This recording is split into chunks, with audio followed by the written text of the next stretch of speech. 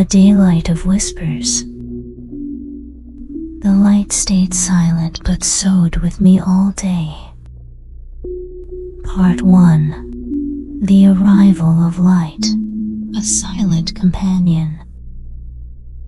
Morning doesn't begin with an alarm. It begins with a gentle light settling onto the edge of the window, not yet sure it wants to awaken the day.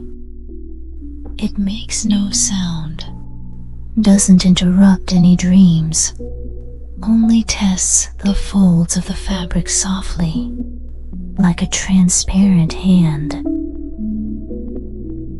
The embroidery table still bears yesterday's loose threads, unfinished stitches waiting quietly. The light arrives, not to urge, but simply to accompany. I'm fond of how light moves across cloth. It doesn't flow like water, nor carry the mood of wind. It feels more like a kind of permission. Permission for the day to stay slow. Permission for yesterday to remain unfinished. Permission to stitch further into disorder. Light doesn't demand that you be someone. It merely lands at your fingertips, quietly assuring you you're here and gently being watched over. What touches me most about light is its refusal to disturb. It doesn't choose the most polished corners, nor shine only on the cleanest spaces. It lands on worn linens hung from walls, spreads across scribbled drafts, even graces a small drift of dust in a forgotten corner. It shows no bias, it simply falls. Sometimes I stare at the shadows on my fingertips, as though they're whispering to me.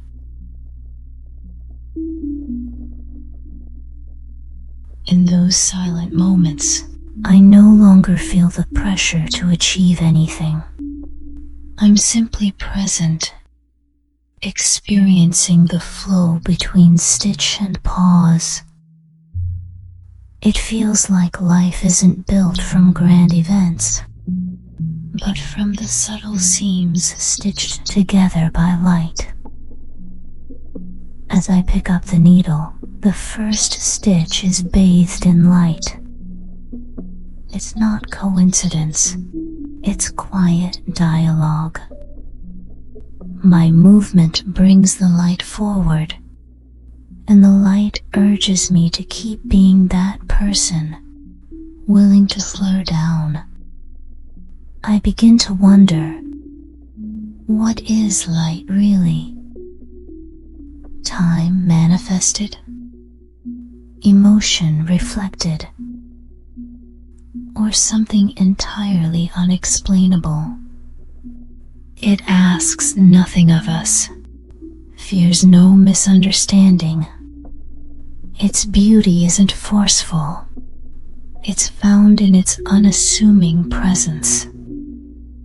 Perhaps this refusal to pressure is the purest form of companionship.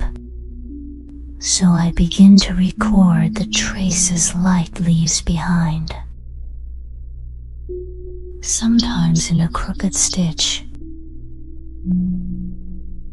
Part 2. Stitches of Time, the Rhythm of Embroidery. I like stitching things slowly, not because I aim to finish, but because I want to let time rest between my fingers. When the needle pierces the cloth, the air around me softens. No noise, no questions. Every dialogue becomes silent agreement, being thread in hand. There's no rush, only the quiet reassurance. You have all the time you need. Embroidery is time made visible. There's no shortcut. You can't skip a stitch, nor rush through a line. Every movement is necessary, even the ones that eventually disappear beneath other layers. Sometimes I sew very slowly, caught in a thought that won't unwind. My needle tangles in thread, spinning in uncertainty. It's not a mistake, just a pause. And pauses are rhythm too. They remind me that creating is not a race forward, but a movement inward. Sometimes the thread pulls too tightly. I'll set my tools down, drink some water, glance at the corner of the wall to check if the light still rests there. Maybe my thoughts are like that light, flickering but still present. I realize that embroidery is not just about stitching fabric, it's stitching parts of myself. Each needle punctures small confusions from yesterday. Each thread covers things I failed to say. One afternoon I stitched a flower, the center deeper than usual, as if that unspoken sentence had folded into its petals. Every piece of cloth is a vessel of time, stores emotions, and bears witness to change. I stitched more slowly today than yesterday. Thoughtful, perhaps the dream I had last night was too long.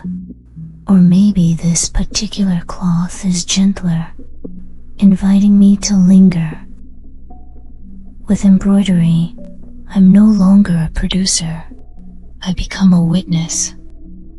Not to make, but to record. I treasure the moments when the thread strays off course. Sometimes it's an accidental crooked stitch, sometimes a snapped line, but they soothe me. They remind me I'm not a perfect machine. I'm someone with warmth. I don't unpick those missteps. I stitch around them, fold them into the pattern, not to hide them, but to accept them. Embroidery teaches me that beauty isn't born from flawless symmetry, but from the moments when one chooses to keep stitching anyway. Between each start and finish, I find a quiet sense of completion. No applause, no echo. Just the feeling that I've softened something. Part 3. The intangible. Trails of emotion and incense. After I finish embroidering, I gently lay the fabric flat across the table. The texture of the thread hasn't yet settled, and there's a lingering warmth in my fingertips. I decide to light the incense, not as ceremony, but to let its breath gently refill the space. The spiraled shape of the incense resembles a path, waiting to be decoded. Each curve reflecting the turns of my own thoughts. When I ignite it, there's no noise, just a brief flicker of fire, and then the smoke begins to wander. Smoke drifting through morning light. This is a picture I quietly adore. It doesn't move with intention, nor speak with urgency. It simply exists. Much like certain emotions, it doesn't shout or demand. It floats. And because of that, we overlook it or mistake it as absence. I like to remain silent during this time, listening only to the barely audible click of ash settling onto the ceramic dish. That tiny sound carries weight, like an internal thought, finally allowed to land. I sit and watch, not the incense itself, but how it slips between light and air, how it rests briefly on the edge of my fabric, yet never stays for long, yet always leaves behind something invisible, perhaps in the room's texture, perhaps in my own feeling. Incense is a language without shape. It tells me that not every emotion must have form, and not every understanding needs words.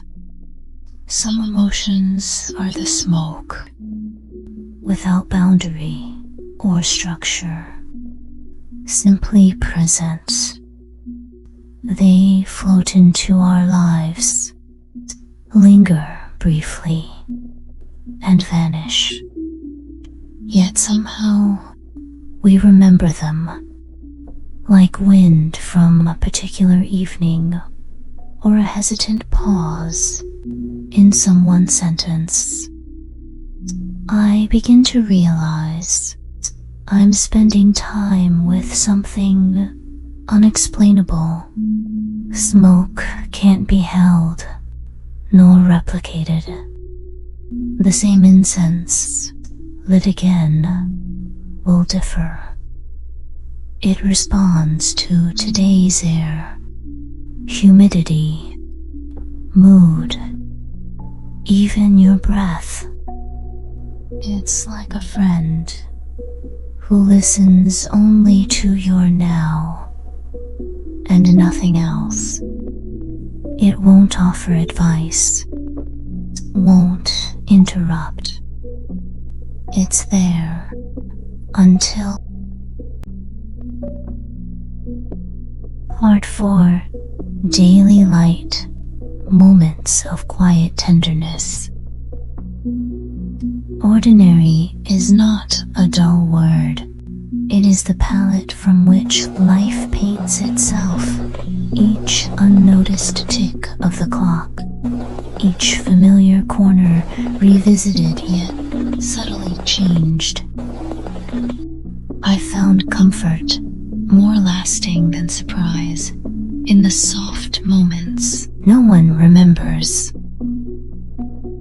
The glow reflecting off a teacup's rim, a stray thread drifting quietly to the floor, the layer of dust that rests undisturbed on the window frame. I began to observe these fragments of living more intentionally. One day, while filming, my lens accidentally caught the incense smoke, looping through air and slipping onto the windowsill. There was no sound, no performance, but at that precise moment, I felt held, as if a hidden world was whispering, "You are seen, not for what you produce, but for simply being here." Light in daily life is a language of exquisite slowness. It doesn't aim to impress, it simply persists. A fabric frayed by age becomes warmer. A ceramic bowl dulled by use carries safety. Their beauty isn't dramatic. It is revealed when you pause, when your touch says, "Thoughtful, I'm staying." Sometimes I forget a needle beside the cloth overnight. The next morning, sunlight hits it just right, and it gleams like a quiet star. I pause, not because it's remarkable, but because something forgotten now sparkles. It reminds me the bits we cast aside, our interruptions, missteps, small failures, may only need the right light to feel accepted. Everyday life doesn't demand comprehension, it asks for respect. Not every instant needs purpose. Not every gesture needs to produce. When we allow daily living to exist without being measured, we begin to truly inhabit it. And within that, light becomes an invitation, not to fix, but to notice. I've started to document the silence within these details, the shiver of cloth when touched, the soundless fall of incense ash, the curve of water slipping around a ceramic rim, the slow roll of thread across the table. These are not climaxes, nor are they the story's spine, but they are the truest companions on the journey. They ask for nothing. They simply say, calmly, continue. Through these details, I've come to read Part 5. Light isn't the answer, but it walks beside me. Soft light always fades. It doesn't belong to forever. It just passes through. But it's precisely in passing that we remember it. The incense has vanished. The threads are coiled, the tools tucked away. I sit by the window with nothing left in my hands, only a faint wash of quiet light. The entire day's work held no climax, no rush of inspiration, no perfection in the frame. But something meaningful happened. I walked alongside my emotions, and they walked with me. I didn't make a video. I shaped a space to linger. A space where nothing needs explaining, fixing, or proving. Light was my gentlest companion today. It didn't direct me. It didn't evaluate me. It simply arrived, stayed a while, and left without noise. And now, I feel I want to become that kind of presence. Not insistent, not reactive, just a quiet force that offers comfort. No name required. Maybe just warmth. We're so used to asking, thoughtful, what's the meaning?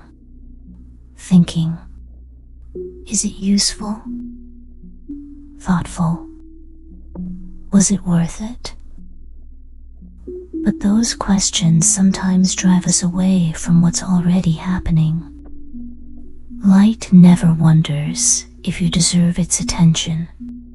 It just shines on the frayed corner of cloth, on the stray thread, on things that don't meet expectations. And those moments find ease beneath it.